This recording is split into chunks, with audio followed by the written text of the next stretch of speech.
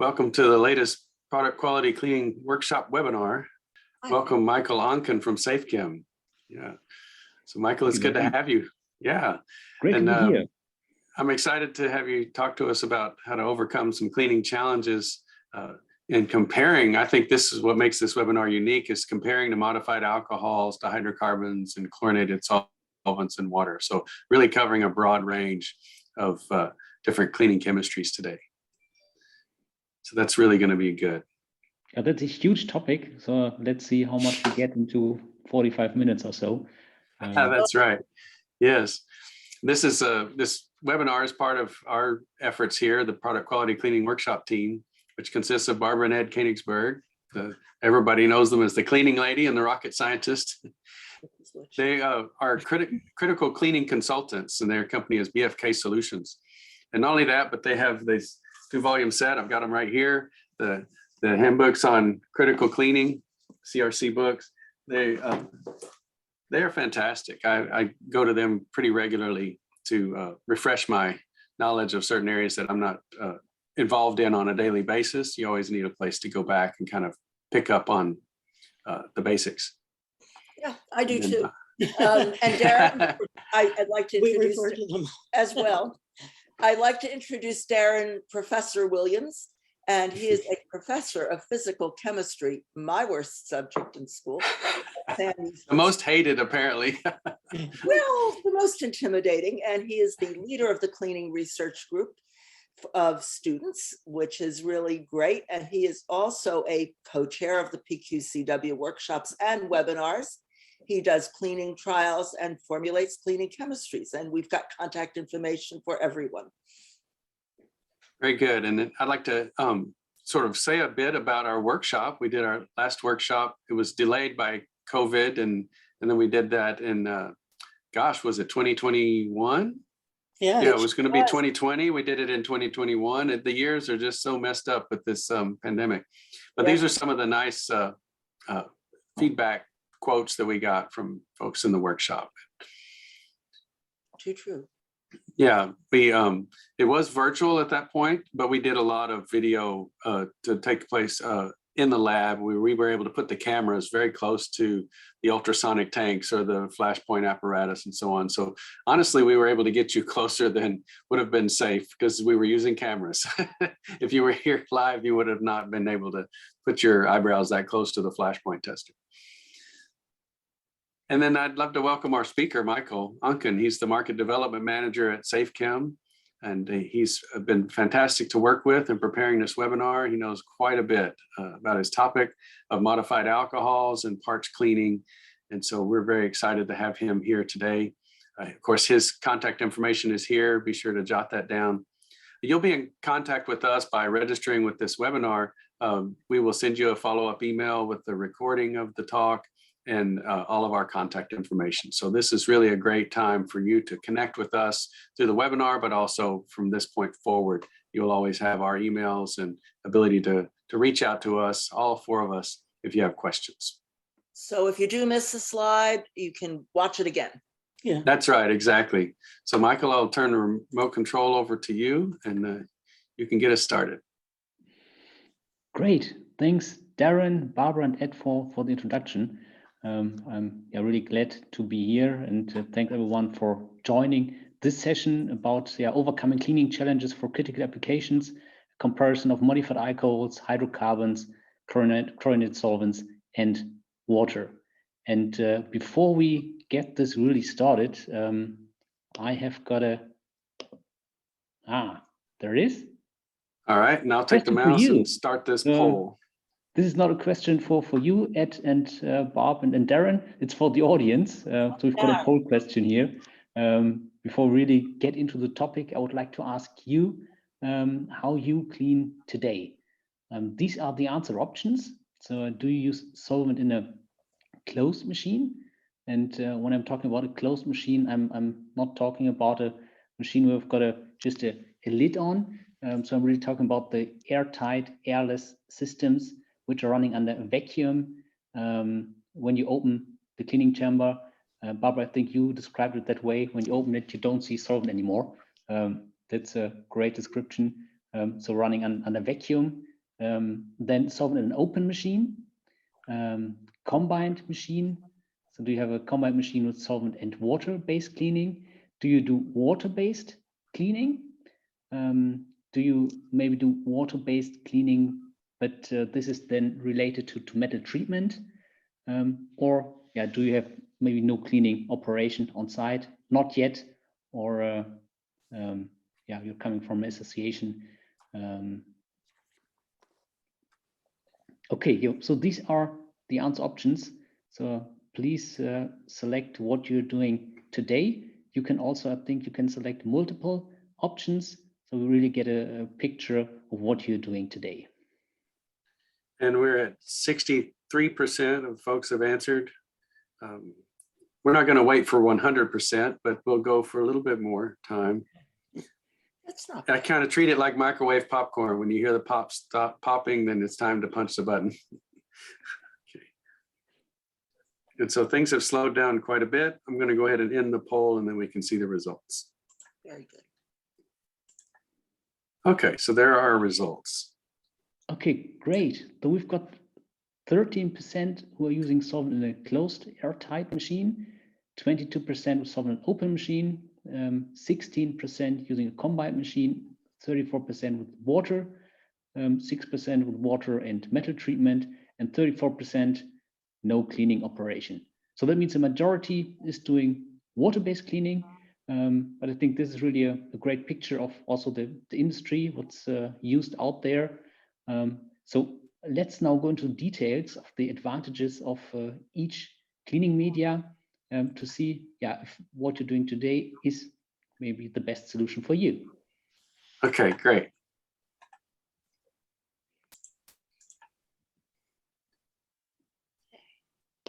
Okay, you should have control again. There we go.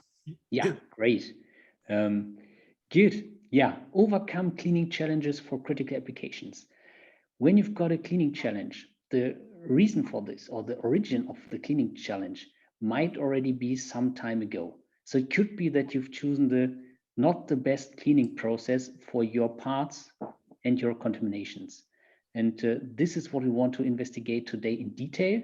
So we want to talk about the influencing factors to achieve the required cleanliness. And we'll do this then with all the different discussed cleaning medias.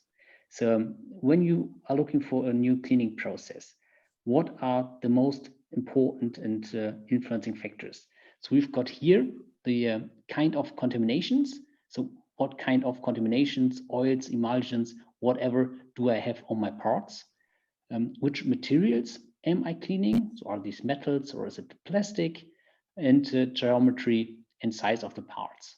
So these are the most important categories. And when you do a mistake here, it might be that you do not achieve the required cleanliness and that you may have to invest into a new cleaning system. And this is definitely what we want to avoid. So we will have a focus on this today, but we will also talk about economic factors. So process stability, process security, throughput, reuse and recycling, energy consumption, and so on, which are then the economic factors. And we will also touch EH&S. And before we continue here, I've got a small quiz for you. So this is now for Darren, Ed, and Bob. I brought you here hazardous pictograms of 3 different chemicals. So these 3 different chemicals, and I would like you to guess what this could be. So do you have an idea what the first cleaning chemical could be? Well, I think the flame indicates something's flammable. Yeah.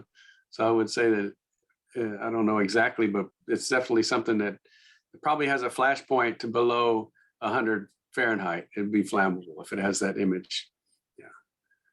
Yeah. So it could be a lot.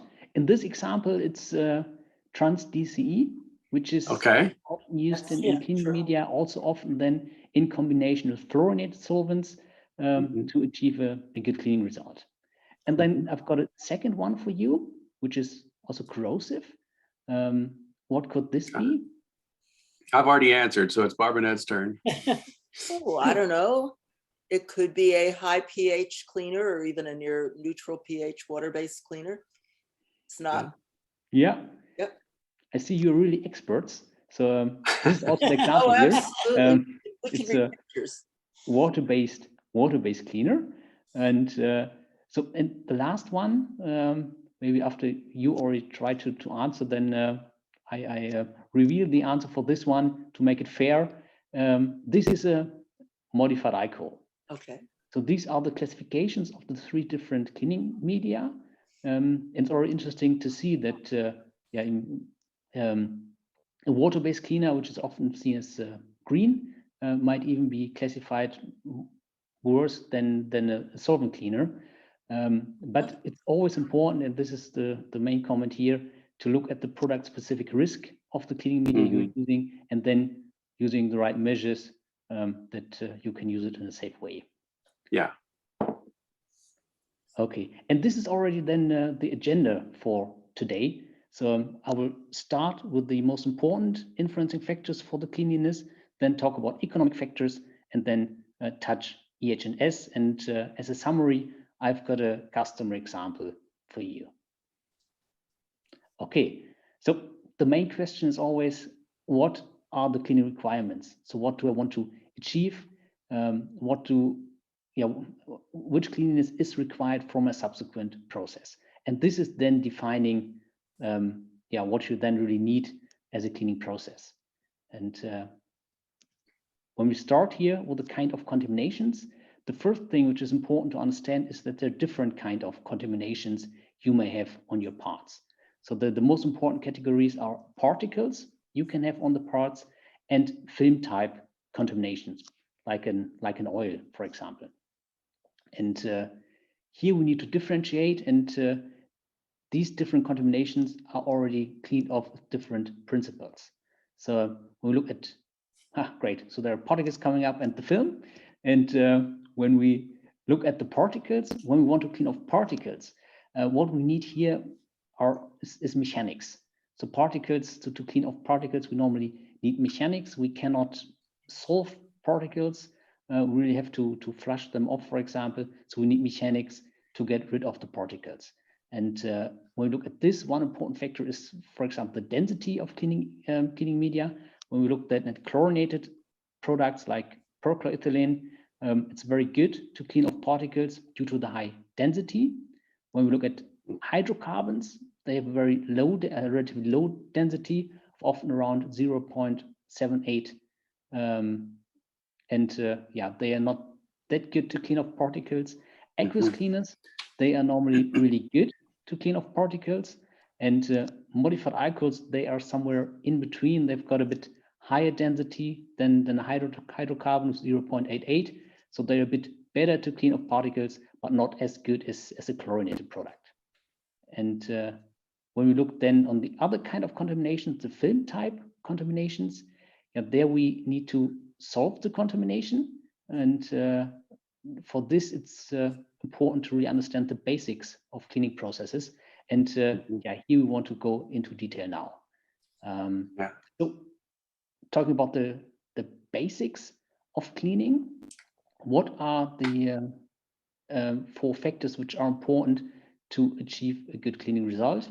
What's defining the cleaning result? It's temperature, it's time, it's mechanics, and it's chemistry. So these 4 factors we have to play with.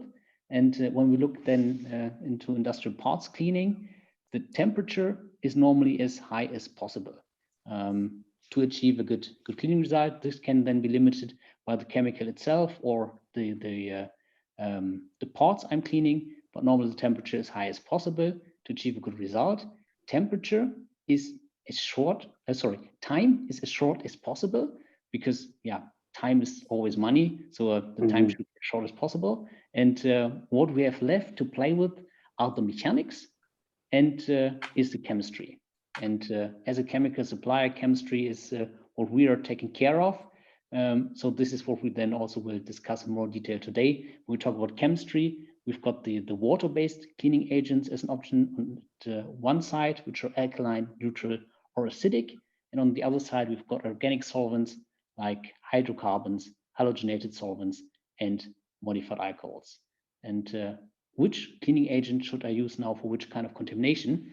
And to understand this, it's important to know the concept of polarity. And this is what I have here on the slide, and also as a small experiment here in my tube. I hope you all can see this. So here I've got water in and an oil, and you see that I've got two phases. And what happens now when I shake this? Okay, it mixes,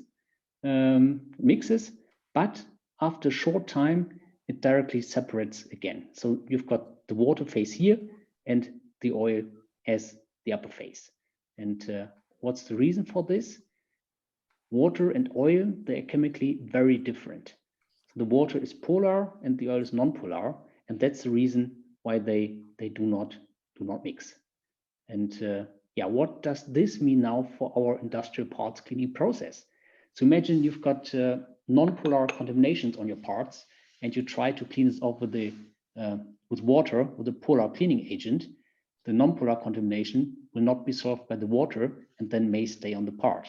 And also the other way around, when you've got a polar contamination, like a emulsion on the part, and you try to do this to clean it with a non-polar cleaning agent, the contamination will not be solved by the solvent, and then will stay on the part. And this is something that should not happen. So that's why it's very important to choose the cleaning agent according to the contamination you have on your parts. And this is really a basic principle, but it's very, very important. And when we now look into detail, look at the potential contaminations and the available cleaning agents, we already see differences. So here I sorted contaminations by polarity. So you see on the left-hand side, we've got non-polar contaminations like oil, waxes, petroleum. And on the right-hand side, we've got polar contaminations like salts, emulsion residues, emulsions, and specific additives I often have on metalworking fluids. And how should I clean off which kind of contamination? When we look now at the polarity of the cleaning agents, we've got hydrocarbons, and hydrocarbons are completely non-polar. That's why hydrocarbons are very good to clean off non-polar contaminations. Mm-hmm. Then we've got halogenated solvents like perchloroethylene, which is also non-polar and also then very good for non-polar contaminations. And on the other side of the spectrum, we've got water. Water is completely polar, therefore very good to clean off polar contaminations. What I have to say here is, in this example, it's pure water.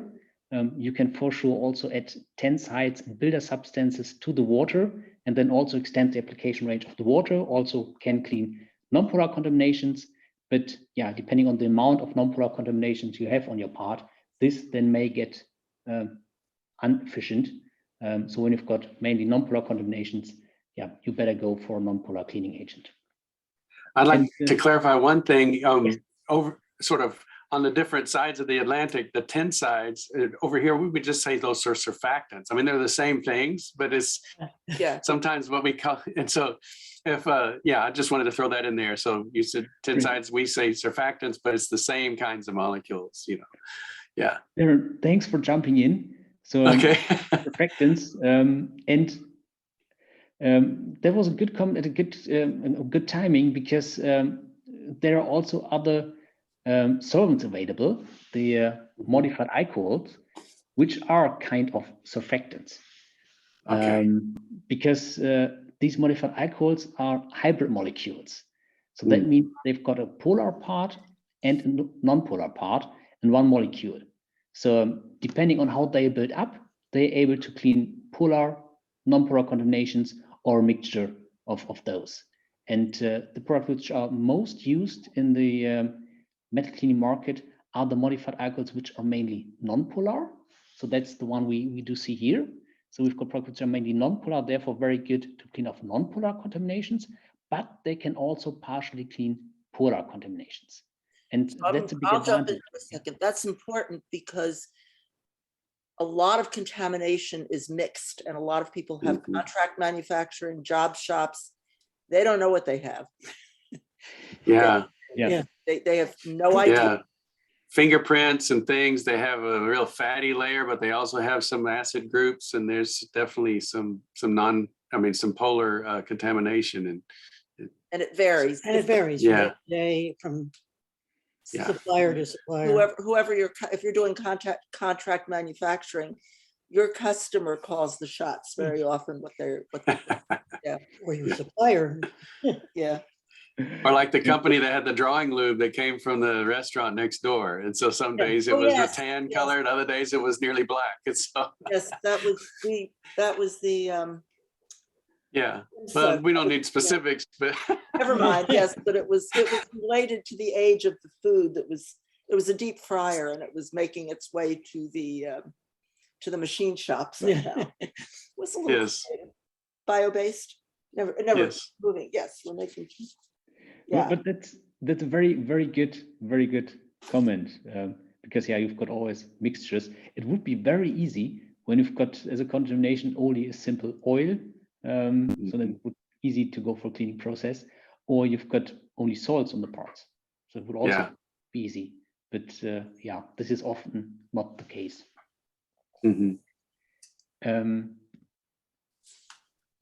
As I said, these modified alcohols can also be built up differently. So here we've got another modified alcohol which is mainly polar.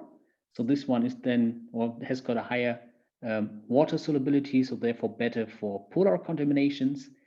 And then we've got products which are mixtures of hydrocarbons and modified alcohols. So they are here something in between. So they are very good to clean off non-polar contaminations and clean partially a bit less than the pure modified alcohols polar contaminations. And these products are often used in so-called hybrid processes. We have got in one cleaning machine, solvent and water, and you're cleaning in one cleaning chamber, first with solvent, then with water, and then as a last step, often again solvent or vapor degreasing, to be able to clean off all kind of contaminations. So this is also available to be able to clean one machine all kind of contaminations. Which is nice because you don't have to refixture, which is cool. I have a quick question of the attendees. Of you who said water and solvent in terms of the cleaning method, if you could enter in the question Q&A box, do you have that in a single machine? It just let us know. We won't pursue you. Yeah, that would be interesting because some people do one and then the other. And Yeah. Great. I'm also curious to see that. Yes. What we see on this slide already, the differences between hydrocarbons, halogenated solvents, modified alcohols, and water. So you should always select the cleaning media according to the contaminations you have on your parts. And going here a bit more into detail to see the differences then between modified alcohol and hydrocarbons. So they are produced and built up in completely different ways. So modified alcohols, they are synthetically produced products. And that's why when you look at the gas chromatogram of the product, that you see only a very few peaks because it's more or less a pure substance. When we look at the gas chromatogram of hydrocarbon, you see a very broad peak. Hydrocarbons are distillates of crude oil, and one fraction for this is then used for industrial parts cleaning segment. So it might be that the quality is not always constant, because always depends where then the crude oil is coming from, but you could always this broad peak. So when we look then at the boiling points, but I might like that because it's really cheap, right? So, but let's go on. I just want to throw that out there. It's like, oh, I'm really attracted to this distillation cut because that's very inexpensive. Yeah. So I just want to throw that in there. I know where this is going. Your performance is going to be more variable. Yeah. So let's see. Yeah. So what you see here is then also the difference in the boiling point. So when we talk about modified alcohols, it's very narrow because it's defined always the same. When we look at the hydrocarbon, you've got the broad range, and yeah, it might vary always a bit. And when we now look at the drying process, modified alcohols dry as a single substance and always the same way. So that's a big advantage. That means you really achieve a dry and clean part at the end. When we look at the hydrocarbons, when we start drying here, you always start the drying process then with the first fractions, and this evaporation already needs energy, which means it cools then down the parts again, which means you have to add new energy to really clean off the hydrocarbon. And then it can be that the film remains on the surface. So often the surface tension you can achieve with the modified alcohol is higher than with the hydrocarbon. So Darren, you're right. Yeah, so this makes me nervous because I saved money, but I created a film on my part. Yeah. Oh, yeah. So, this may happen. This may happen. So depending on the equipment, it can happen that you leave a film on the surface, and then you have low surface tension, which can be then a challenge in the subsequent process when you've got coating, for example, afterwards. It can be an issue. but maybe a plus if you're in ferric metals or something, ferrous metals that may oxidize. This may be a, it depends on your part, your contamination, and your cleaning chemistry. But yeah, so. Yeah, you're right. So this film is also kind of corrosion protection on the part. So this is true. But the variability may not be good. The challenge is that it's not defined. So that's right. You cannot then store the parts for a few weeks in the storage and then think nothing happens because there's corrosion protection on. You do not know how long it lasts on the surface. Yeah. Okay, good. To highlight again how important it is to choose the cleaning agent according to the contamination, I brought you examples here. So here on the left-hand side, we see two parts, and these two parts had polar contaminations. We tried to clean this water-based, and that worked very well. So you see a very clean part here, and we also tried it with solvent, and you see here the salt residues left on the surface. So here we did not achieve the required cleanliness. On the right-hand side, parts where we had non-polar contaminations, and we tried to clean it water-based, and you still see here a film on the surface. So it did not work well. And on the right-hand side, we've got then the non-polar contamination cleaned with solvent. So we've got a very clean part. So that's why please choose your cleaning agent according to the contamination you have on the parts, and clean likes with likes. yes, great point. And I'm just reminding us that we need to pick up the pace an teeny bit, Michael. Tiny All right, bit. very good. No rush, but just a little bit. Want to make sure we get good slides. Yes, good. And then talking about materials, so often metal parts are cleaned, and then it can be that you've got different kind of metals. Here's then important when you've got solvent cleaning. Solvent is normally universal, compatible with all kind of metals. When you do water-based cleaning and you clean different kind of metals, you might have to adapt your water-based cleaning agent according to the metal you are cleaning. And when we look at plastics, for example, also here it's important to check the compatibility. Modified alcohols, for example, they've got a great cleaning capability and high solvency power, but may also take plastics. So here you really need to check the compatibility. Often water-based cleaners are compatible with plastics, so they have advantages. Talking about the geometry and size of the parts, here I brought you a picture of a very complex part with blind holes, which is a great example. Because when you want to clean this part, the cleaner needs to get everywhere, so also in every tiny little hole, and at the end also needs to get out there, so it needs to dry properly. And that's why surface tension, for example, is very important. And to illustrate this, I brought you 2 videos. You see a sieve here, and we start with video on the right-hand side, and we start to drop a solvent on it. And what you see here is that it relatively quickly goes really through the sieve. And Michael, I'm not sure, but your audio is not coming through. okay. Okay, there it goes. All right, that's good. Okay, good. And it's running down at the side. And Yeah. now I could see it dripping through the top too, as well. Yeah.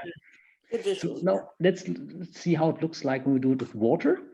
We start dropping water onto the sieve, so it's the same sieve.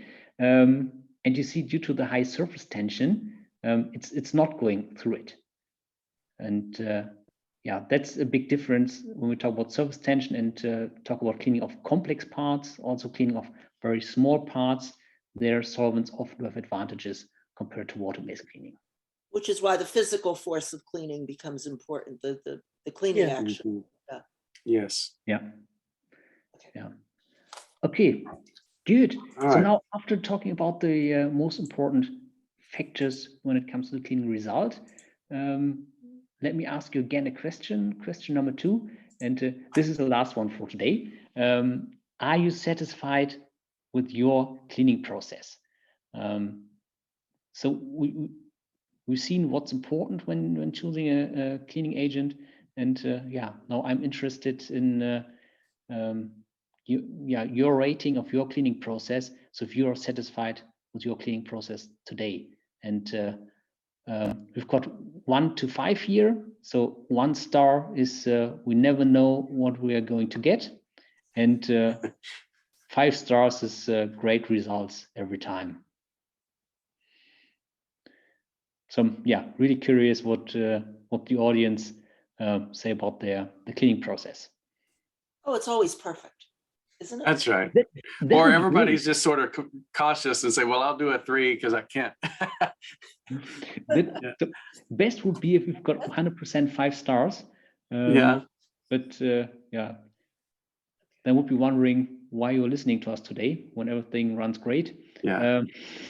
I'm thankful for the one honest person that says, I never know what I'm going to get. Yeah. No, that's wonderful.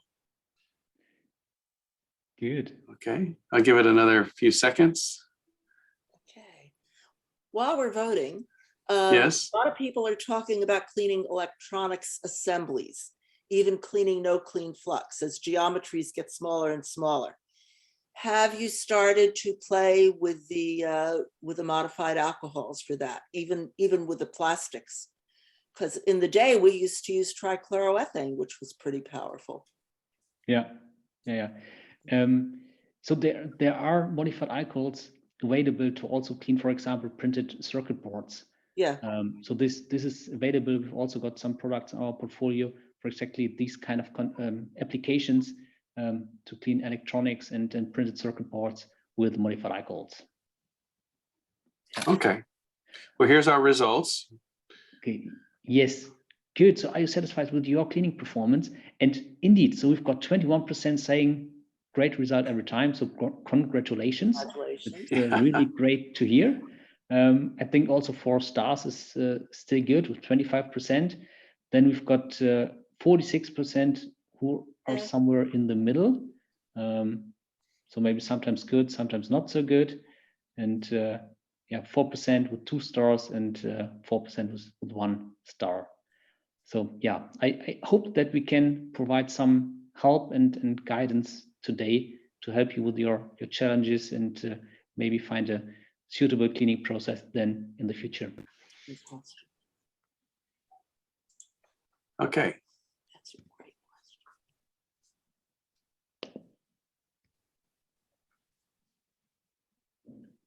I think do you have control, Michael? Let's see. Okay, good. Yeah, okay, now it's working. Good. So now let's start talking about economic factors. Yeah, let's start with a comparison of efficiency. When we talk about efficiency of aqueous cleaning and how much cleaner you need to clean off oils. And here's an example saying that when you clean off 100 kilogram of oil, you normally also need 100 kilogram of an aqueous cleaner. And yeah, that's what's required is a cleaning media, which then results in 200 kilogram of waste. And now let's see how this looks like when we talk about solvent cleaning, or also ask the question, are solvents unsustainable? And yes, they might have been in the past. So looking at this picture here, this is how solvents have been used in the past. So you had open systems, and the parts were just dipped into the solvent, taking out. So you had a lot of emissions and also a lot of contaminations, groundwater, pollution. So yeah, these were not very efficient processes, but the great news is that this completely changed. So today solvents are used in closed machines, airtight, airless systems running under vacuum. And with this, the consumption and also the impact on the environment dramatically changed. So I brought you some example numbers from a study which is available. And here it has been investigated how much solvent you need to clean off 100 kilogram of oil. And when we look at these open systems we've just seen, according to the study, you need 754 kilogram of solvent to clean off 100 kilogram of oil. So it's a huge amount of solvent. Why? Because most is going into the atmosphere and it's not really used for the cleaning process. Then closed machines, airless airtight systems have been invented, and this dramatically reduces the consumption already. So according to the study, such a system, you need 160 kilogram of solvent to clean off 100 kilogram of oil. So that's already much more efficient, but we can bring this on the next level when using such a machine with chemical product services. So what does that mean? Chemical product services is the monitoring of the solvent during the process. And in case you realize that the solvent is not in a good condition anymore, you can add then stabilizers to bring it back into a good condition and then use it much, much longer. And according to the study, you need 15 kilogram of solvent to clean off 100 kilogram of oil. So yeah. And I just want to clarify, when I first saw this, I thought you're dissolving 100 kilograms of soil in 15 kilograms of solvent, but that's saying this is how much solvent is consumed by cleaning that. So you have more solvent than that, but the 15 kilograms is what's essentially stuck in the waste and you can't distill out. So it goes out with the waste. Your volume of solvent is not 15 kilograms, you know, this is how much is consumed by cleaning 100 kilograms of oil. So just the first time I saw this, we were talking, I was like, that blows my mind what's going on, but I just wanted to sort of clarify that. Yeah, you're right. Thanks for the clarification. And we've got, so these numbers from a study, and we've got own customer examples where we only need 4 kilogram of solvent consumption. Darren, you're right, 4 kilogram to clean up 100 kilogram of oil. Yeah. So that's a dramatic reduction in consumption. So it's reduction by 99.5%. So when you have such a system, so this is then really efficient. You've got more or less very few solvent consumption only. So that's a really efficient process. And the question is, how does this work? I brought you here a rough scheme of such a closed vacuum airtight system. In the middle, we've got the cleaning chamber. We've got tank 1 with solvent. We've got tank 2 with solvent. We've got a distillation unit built in, and we've got a condenser here. And how does it work now? So we start with bringing the part into the cleaning chamber. The cleaning chamber closes, and then the air is evacuated from the cleaning chamber. So this is then really running under vacuum, which is then beneficial when using, for example, flammable solvents like hydrocarbons or modified alcohols, so that you can use these products even above their flash point. And with this, you've got much, much better cleaning results with these products than we had in the past. So now we've got the evacuated cleaning chamber, and we then start with pumping solvent into the cleaning chamber. Here we can have first mechanics. So solvent can already be sprayed on the parts, for example.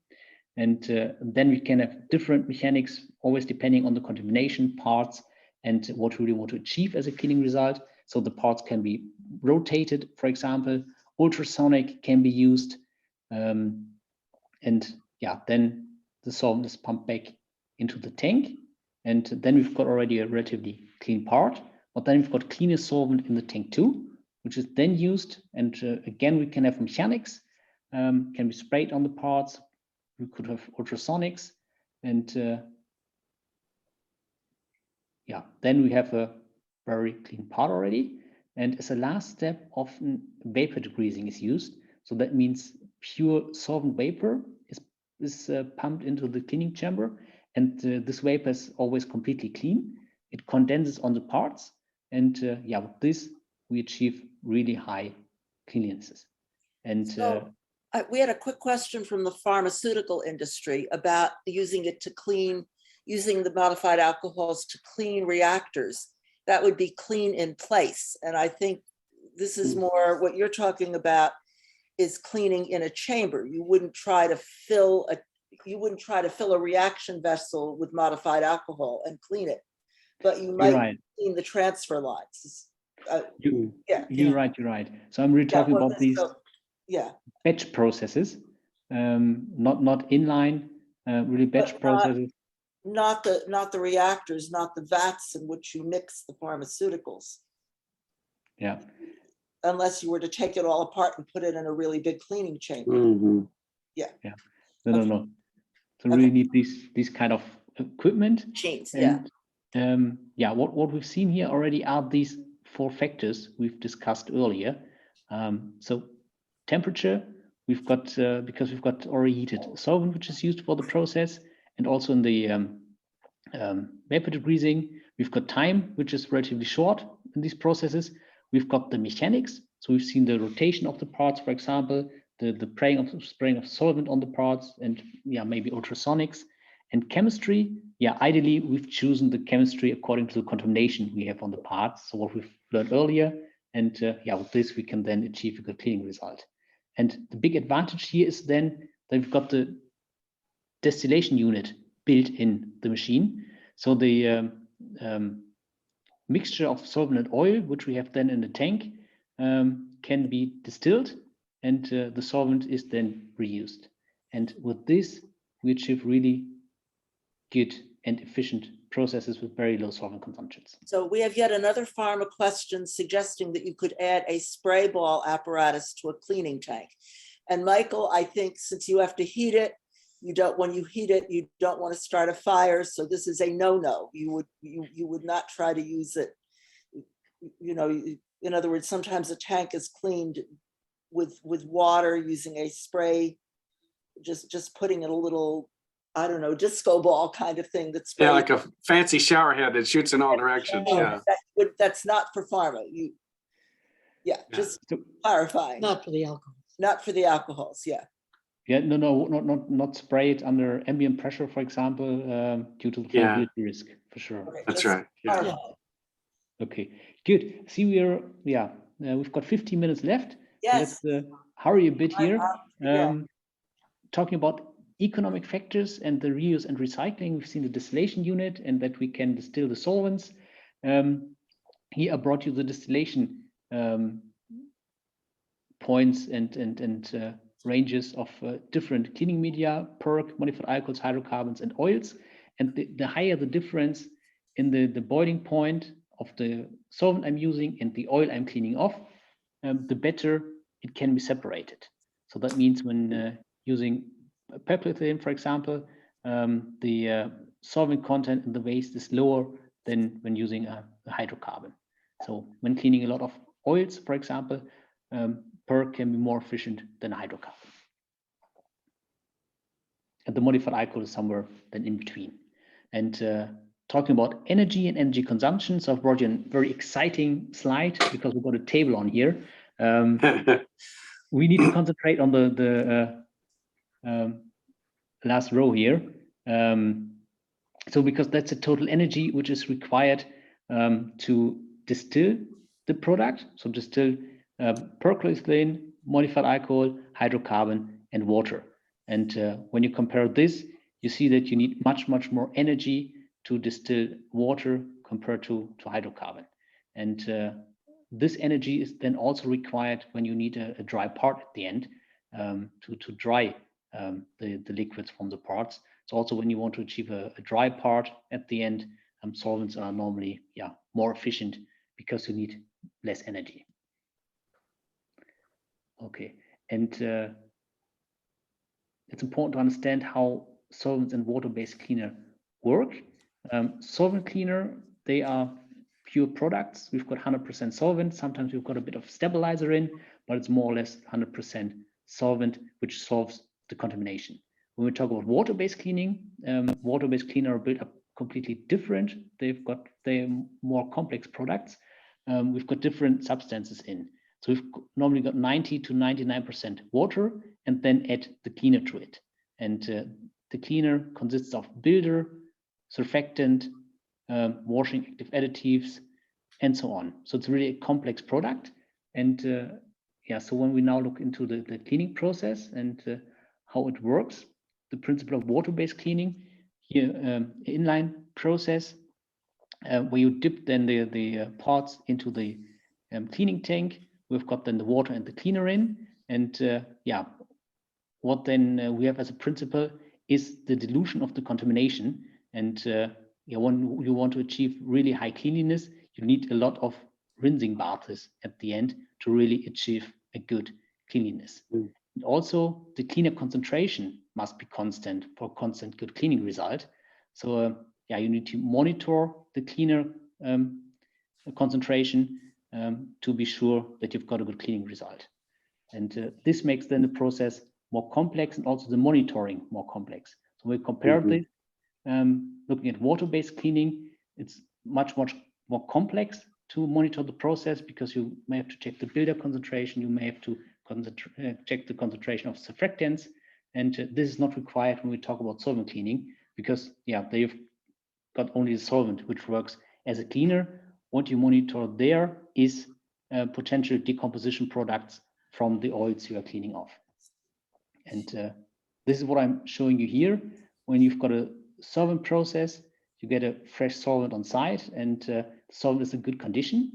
You are at a good pH range, or you've got a good alkalinity and acid content, and then you start cleaning, and you get different oils into the distillation unit. You've got high temperatures, and then you may get decomposition products. So the pH value can decrease, or the alkalinity can drop, or the acidity can increase, and then it's very important to monitor.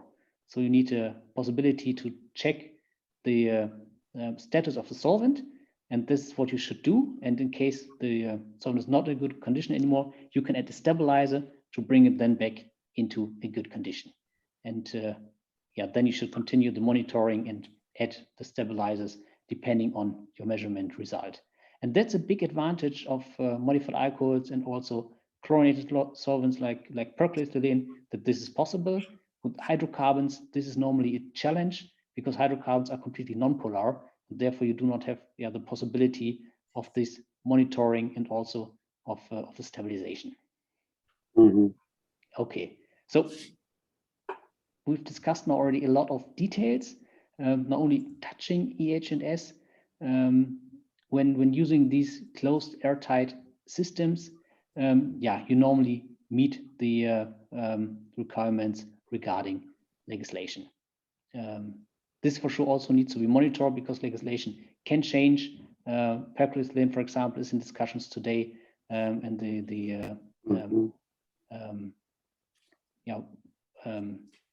trichloroethylene, there's perchloroethylene, and NPB. These are all being discussed in terms of regulations. So is that what your point? Needs to be monitored. Okay, good. And coming to a customer example, which is also the summary of the webinar we had today. This is an example of a company using today a modified alcohol, but they really had a long journey to get there. So it's a supplier of the aerospace industry. They are producing heat exchangers for aircrafts. So you see an example of heat exchanger, and they have a brazing process after cleaning. So they need high cleanliness, and yeah, that's the challenge they have. And they started a long time ago with a chlorinated solvent, and they have mainly non-polar contaminations.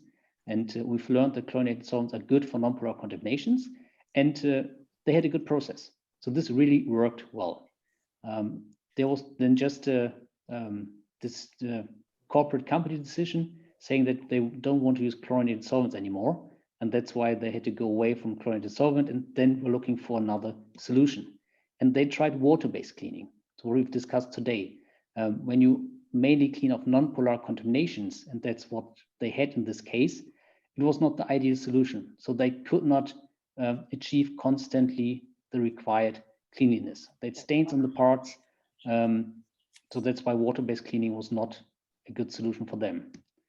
Then we have not discussed this today in detail, but in this customer example, they use it then N-propyl bromide.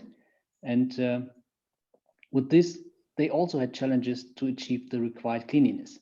So they had to go for another cleaning agent, which was then a fluorinated solvent. And fluorinated solvent, we've discussed trans-DCE at the beginning. With this, they had challenges with the stability of the process. So then had to go for another solution. And then finally ended up 2011 with the modified alcohol machine. And with the modified alcohol machine, they were really able to dramatically reduce the costs of the cleaning process, of the rework of the parts. So we're really happy because modified alcohols we've seen are also good for non-polar contaminations. They can be monitored and stabilized. So it was then really the perfect solution for this company. And in 2020, they invested into the third machine installation with the modified alcohol. So obviously really happy with the product. Great. So this is more a summary with the customer example. And before ending here, I've got one slide left. We are active currently in the US market with our distribution partners, Brulin and Hubbard Hall, where our products are available. And the great news is really that since this year, we are now in the US with a own legal entity. And we've also got a dedicated contact in the US, SAFECHEM employee, which is Chris Divnin.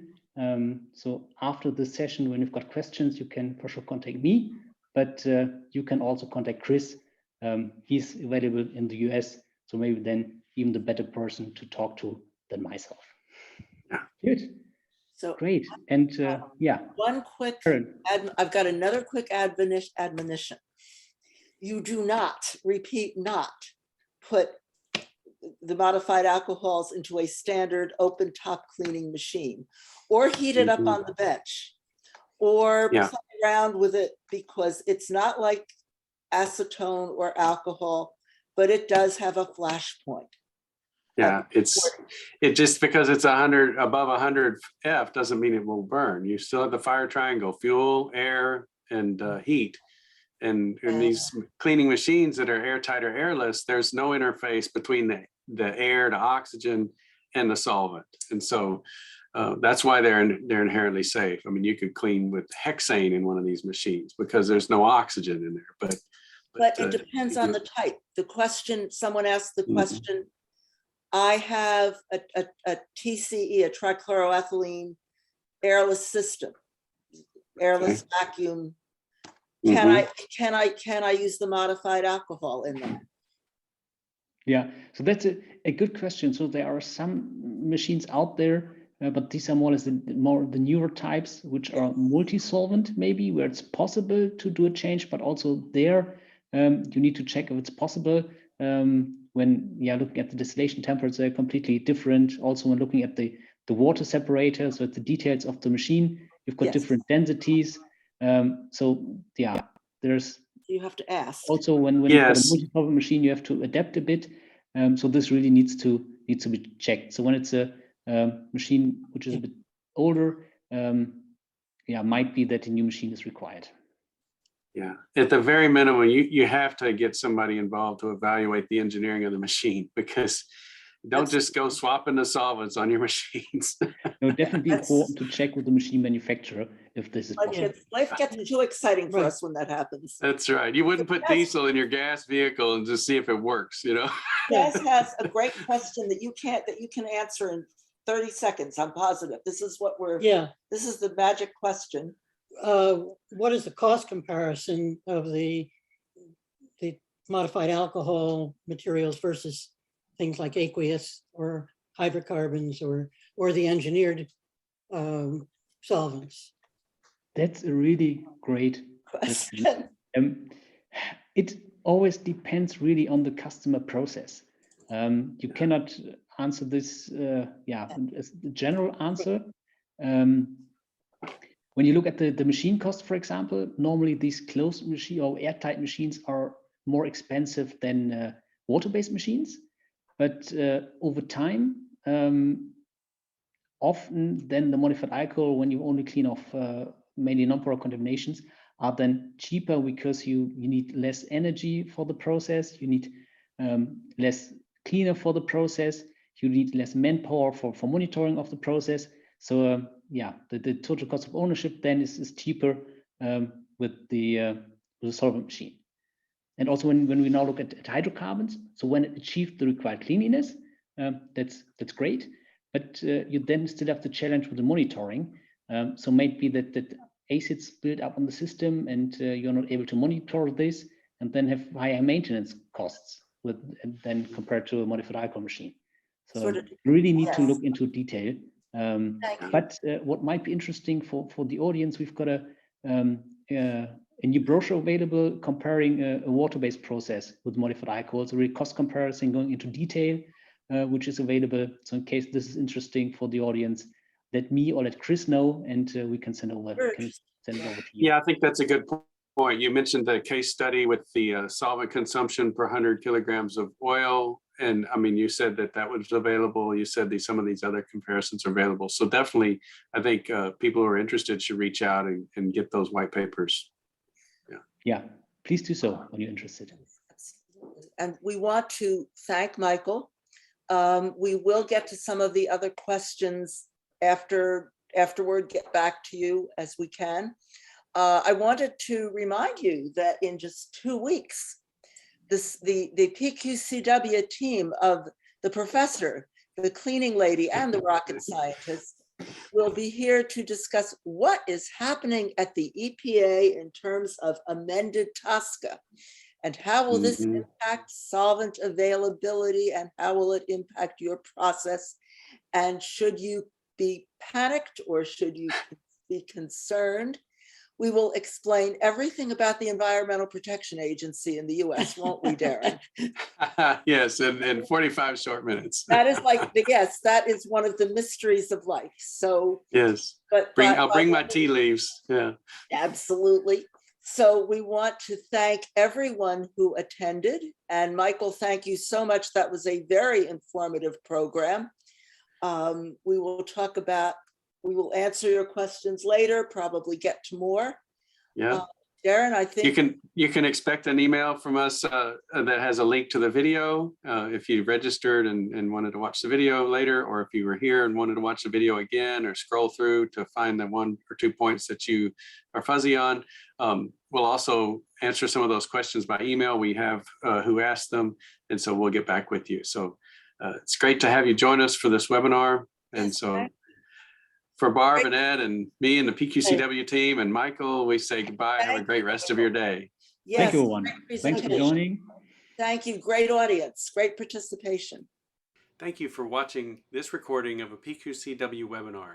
You can find other webinar recordings on our YouTube channel. Like this video and subscribe to our channel, and hit the notification bell so that you'll be notified when we upload other content. Thanks and have a nice day.